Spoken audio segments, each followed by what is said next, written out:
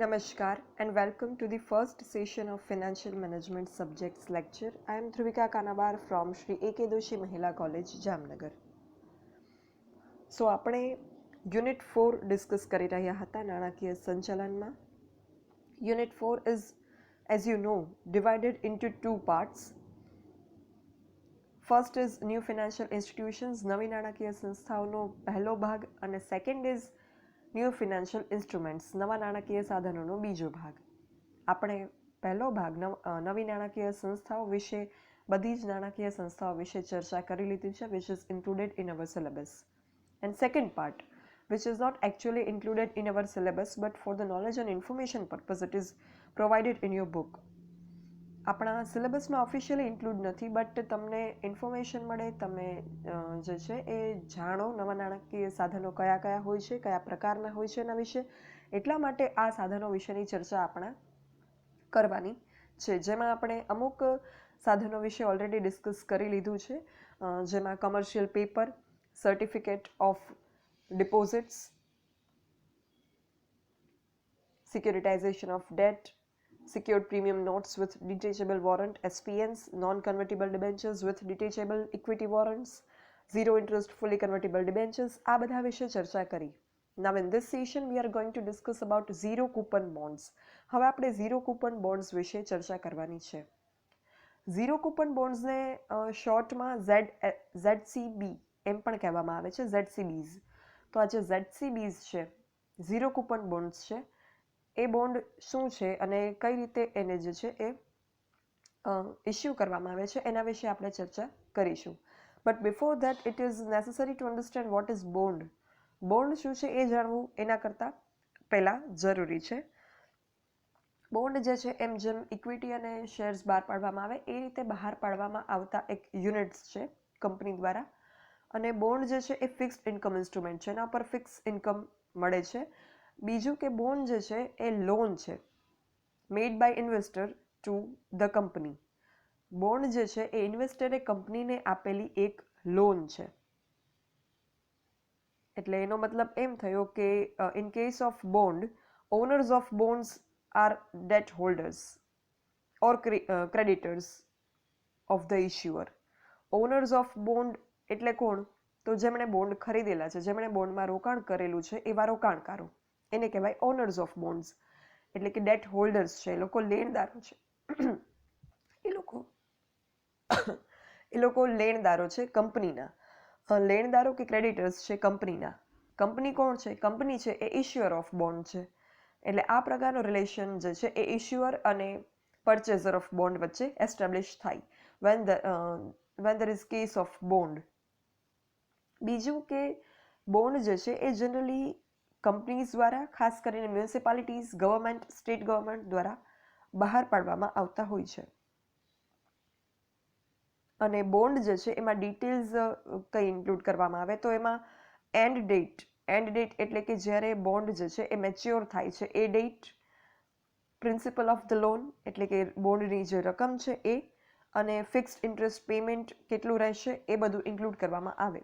Fixed interest it is not compulsory કે ચૂકવવામાં આવતું જ હોય, but if it is attached with bond, interest અગર ચૂકવવામાં આવતું હોય તો it is also included in the details of bond certificate. Fine. તો આ વાત થઈ બોન્ડની. નાઉ આપણે ડિસ્કસ કરીએ ઝીરો કૂપન બોન્ડ્સ શું છે અને કયા પ્રકારના હોય છે, કઈ રીતે વર્ક કરે છે. ઝીરો કૂપન બોન્ડ એટલે એવા બોન્ડ કે જે વેચાણ વખતે જ એની પાકતી કિંમત પર વટાવથી વેચવામાં આવે છે. જે વટાવ હોય એ વટાવથી જ વેચાણ એનું કરવામાં આવે અને એનો વ્યાજ દર શૂન્ય હોય છે. No interest is being paid on zero coupon bonds. That's why it is known as zero coupon bonds. No coupon is there. No interest coupon is there. અહીંયા કોઈ પણ પ્રકારનું વ્યાજ ચૂકવવામાં નથી આવતું, કોઈ વ્યાજનું કૂપન હોતું નથી, એટલે અહીંયા વ્યાજ નથી ચૂકવાતું, એટલે એને ઝીરો કૂપન બોન્ડ કહેવામાં આવે છે. વ્યાજ દર આવા બોન્ડ ઉપર શૂન્ય હોય છે, એટલે કે વ્યાજ મળવા પાત્ર બનતું નથી. No interest is receivable on part of bond purchasers or investors. Zero coupon bond ઉપર વ્યાજ ચૂકવવામાં આવતું નથી, પણ કંપની એની પાકતી કિંમત પર વટાવ દ્વારા બહાર પાડવાની છે. એટલે આ પ્રકારના બોન્ડ્સમાં વટાવ કિંમત અને પાકતી મુદતની કિંમત વચ્ચેનો જે તફાવત હોય, ડિસ્કાઉન્ટેડ પ્રાઇસ અને પાકતી મુદતની કિંમત એટલે મેચ્યોરિટી પછીની કિંમત, એટલે મેચ્યોરિટી પ્રાઇસ. તો જે મેચ્યોરિટી વેલ્યુ એટલે કે ફેસ વેલ્યુ અને જે ડિસ્કાઉન્ટ પ્રાઇસ હોય એ બંને વચ્ચેનો જે ડિફરન્સ હોય, તફાવતની રકમ હોય, it is profit or income of investor. એ રોકાણકારની આવક કે નફો છે. જે તફાવતની રકમ છે એ વટાવ કિંમત અને પાકતી મુદતના. Let's take an example. Suppose company જે છે એ ઝીરો કૂપન બોન્ડ ઇસ્યુ કરે છે, અથવા તો ઝીરો ઇન્ટરેસ્ટ બોન્ડ પણ કહેવામાં આવે છે આવા ઝીરો કૂપન બોન્ડ્સને. એ ઇસ્યુ કરે છે એટ 58 રૂપીઝ, 58 રૂપિયાની કિંમતે, ડિસ્કાઉન્ટ પ્રાઇઝે ઇસ્યુ કરે છે કંપની ઝીરો કૂપન બોન્ડ્સ. અને ફેસ વેલ્યુ ઝીરો કૂપન બોન્ડની 100 રૂપિયા છે. એટલે કે zero coupon bonds will be redeem at ₹100. તો અહીંયા ફેસ વેલ્યુ, મેચ્યોરિટી વેલ્યુ 100 રૂપિયા અને ઇશ્યુ પ્રાઇસ બોન્ડની 58 રૂપીઝ, 158, બંનેનો difference. 100 maturity value minus issue price 58, એનો બેનો તમે તફાવત લો, એ બેને સબટ્રેક્ટ કરો તો એ આવે 42 rupees, which is difference of maturity price and issue price. અને જે આ ડિફરન્સના 42 રૂપીઝ છે, 42 રૂપિયાની કિંમતનો જે તફાવત છે, it is gain, income or profit of investor. એ જે છે એ ઇન્વેસ્ટરનું રિટર્ન બનશે, આવક બનશે. So in this case of zero coupon bonds, return for investor is maturity or face value, પાકતી મુદતની કિંમત, માઇનસ પરચેસ પ્રાઇસ, ખરીદ કિંમત બોન્ડની. એ બંને વચ્ચેનો જે તફાવત હશે, it will be return for investors. એ ઇન્વેસ્ટરનું જે છે એ આવક બનશે. સૌપ્રથમ આવા પ્રકારના બોન્ડની શરૂઆત જે છે એ અમેરિકામાં થઈ, અને ભારતમાં જે છે એ મહિન્દ્રા એન્ડ મહિન્દ્રા કંપનીએ આવા બોન્ડ્સ બહાર પાડેલા છે. સરકારે આવા પ્રકારના બોન્ડ આપણે ત્યાં ફર્સ્ટ ટાઈમ 1994માં 1994માં ઇસ્યુ કર્યા, ઝીરો કૂપન બોન્ડ્સ, અને જેનો મેચ્યોરિટી પીરિયડ 5 yearsનો હતો. In January 1994, government has issued such type of bond in our country with maturity period of 5 years. અને શરૂઆત આવા બોન્ડની થઈ અમેરિકામાં. ફાઇન. તો અહીંયા આપણો ઝીરો કૂપન બોન્ડનો ટોપિક જે છે એ પૂરો થાય છે.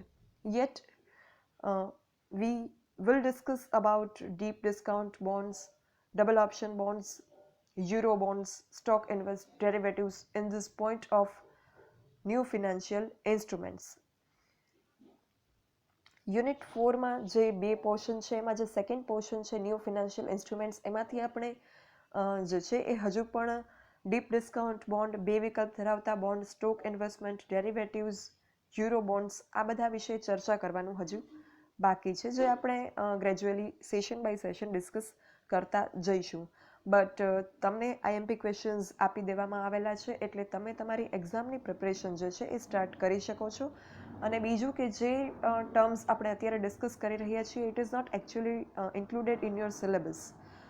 માત્ર તમારા નોલેજમાં વધારો થાય, તમારા જ્ઞાનમાં વધારો થાય એટલા માટે જ છે એ નવા નાણાકીય સાધનો વિશે, અમુક નવા નાણાકીય સાધનો વિશે આપણે ડિસ્કસ કરીએ છીએ. બાકી એક્ઝામ વ્યૂ પોઈન્ટથી જેટલું પણ આપણા સિલેબસમાં ઇન્ક્લુડેડ હતું, all we have completed and you can start your preparation and by considering important and most important questions given by B. અગર કોઈએ IMP અને મોસ્ટ IMP ક્વેશ્ચનનો વિડીયો ન જોયો હોય, ઓડિટ અને FM બંને સબ્જેક્ટનો, તો આઈ રિક્વેસ્ટ કે તમે એ જોઈ લેજો અને એના પરથી તમે જે છે તમારી એક્ઝામની પ્રિપરેશન સ્ટાર્ટ કરી શકો છો. That's all for this session. આપણે હજુ પણ આજના જ બે સેશનમાં ડીપ ડિસ્કાઉન્ટ બોન્ડ અને ડબલ ઓપ્શન બોન્ડ વિશે ચર્ચા કરીશું.